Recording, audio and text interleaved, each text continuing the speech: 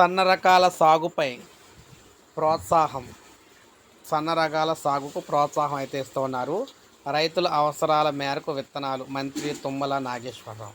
తెలంగాణలో వరి సన్న రకాల సాగుకు ప్రోత్సహించడం తమ ప్రభుత్వ ఉద్దేశమని, దానికి అనుగుణంగా 500 బోనస్ ప్రకటించామని రాష్ట్ర వ్యవసాయ శాఖ మంత్రి గారు అయితే అన్నారు.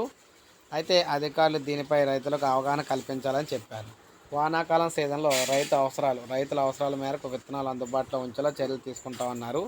పచ్చి రొట్ట విత్తనాలు కొన్ని ప్రాంతాల్లో మనం చూసుకుంటే పంపిణీపై కూడా పచ్చి రొట్ట విత్తనాలు కూడా కొన్ని ప్రాంతాల్లో అధిక డిమాండ్ ఏర్పడిందని, దానికి అనుగుణంగా పంపిణీ చర్యలు తీసుకుంటున్నామని చెప్పారన్నమాట.